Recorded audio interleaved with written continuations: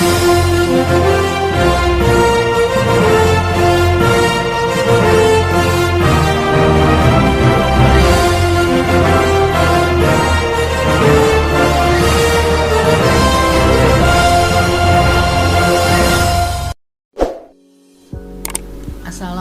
warahmatullahi wabarakatuh. Selamat pagi. Bagaimana kabarnya kalian semua?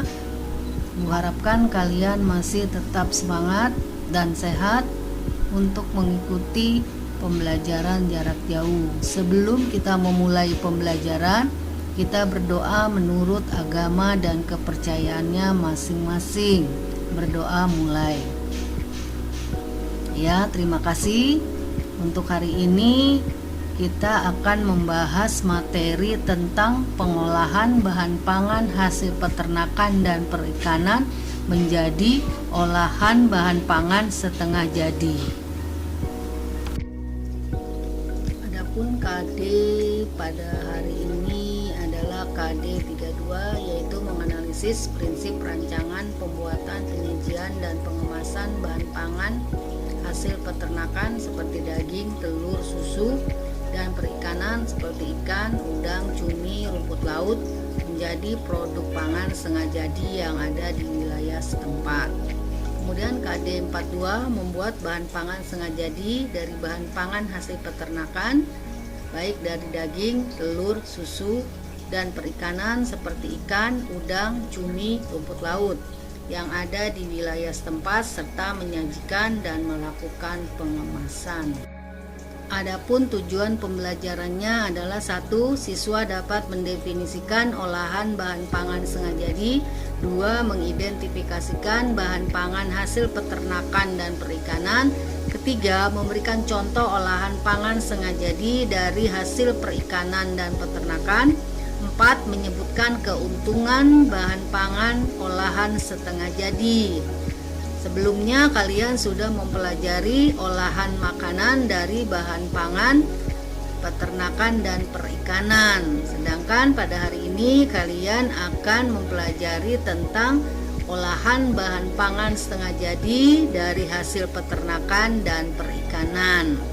Aku yakin kalian nanti setelah belajar ini akan mengetahui adanya perbedaan olahan bahan pangan hasil peternakan dan perikanan menjadi makanan dengan olahan setengah jadi dari bahan pangan hasil peternakan dan perikanan. Baiklah, sebelum kalian mengolah bahan pangan hasil peternakan dan perikanan, kalian harus mengetahui dulu karakteristik dari bahan pangan hasil peternakan dan perikanan. Kita ketahui bahwa bahan pangan hasil peternakan dan perikanan merupakan bahan pangan yang mengandung sumber protein hewani, di mana akan berbeda dengan bahan pangan sumber protein nabati. Adapun karakteristik dari bahan pangan hasil peternakan dan perikanan adalah 1. Merupakan bahan pangan yang mempunyai waktu penyimpanan lebih singkat dibandingkan dengan bahan pangan nabati kecuali telur. Kedua, teksturnya lunak dan lembek sehingga mudah terkontaminasi dengan udara dan bakteri. Ketiga, sifatnya sangat spesifik sehingga tidak dapat digeneralisasikan. Karena kita ketahui bahwa dari peternakan itu terdiri dari berbagai macam. Misalnya ada dari daging sapi, dari daging kambing, kemudian kalau dari ikan ada ikan air laut, ada ikan air tawar, ada ikan air payau. Kemudian yang keempat adalah bahan pangan yang cepat busuk atau rusak. Baiklah, setelah kalian mengetahui karakteristik dari bahan pangan hasil peternakan dan perikanan, selanjutnya adalah tujuan dari olahan bahan pangan hasil peternakan dan perikanan menjadi bahan pangan setengah jadi.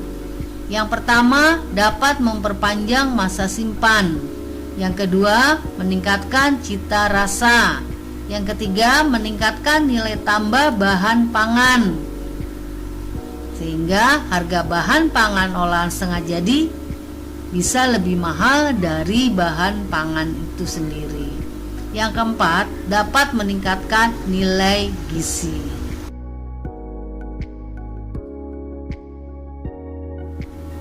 Sekarang bisa kita lihat keuntungan dari bahan olahan setengah jadi. Yang pertama, menjadi bahan baku yang fleksibel untuk industri pengolahan selanjutnya. Yang kedua, dapat diperjualbelikan antar daerah. Ketiga, aman dalam distribusi dari satu tempat ke tempat yang lain.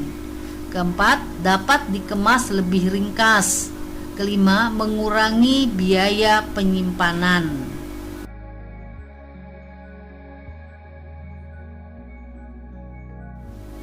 Di bawah ini kalian bisa lihat contoh macam-macam hasil olahan setengah jadi dari bahan pangan hasil peternakan dan perikanan. Yang pertama adalah berasal dari ikan. Nah, dilihat dari gambar, yang pertama itu ada yang namanya surimi. Yang kedua adalah filet ikan. Yang ketiga adalah ikan asin. Yang kedua adalah bahan pangan daging.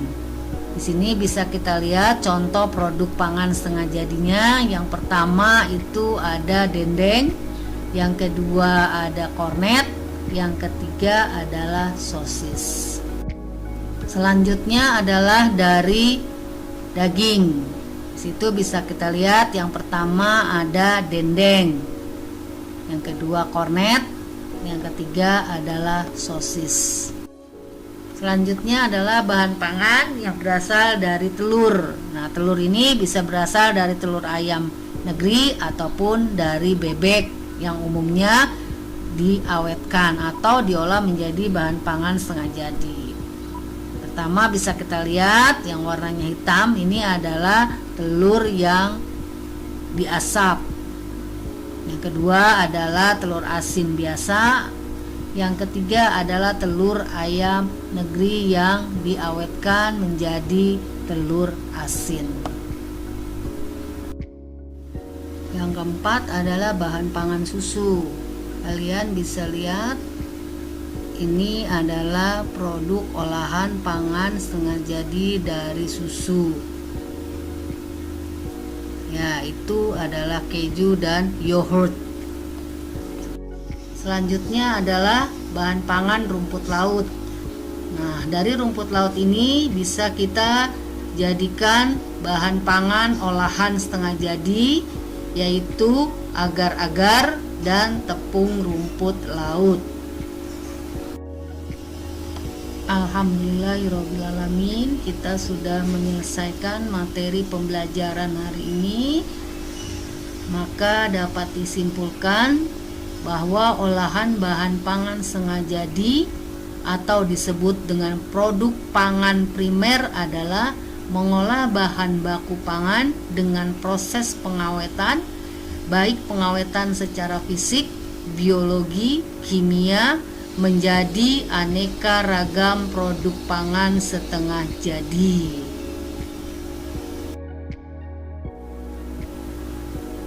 Terima kasih kalian sudah menyaksikan dan memperhatikan video pembelajaran materi hari ini, khususnya tentang pengolahan bahan pangan hasil peternakan dan perikanan menjadi bahan pangan olahan setengah jadi. Nah, untuk minggu depan kita akan mempelajari tentang macam-macam teknik pengawetan yang digunakan ketika membuat olahan bahan pangan setengah jadi dari bahan pangan hasil peternakan dan perikanan.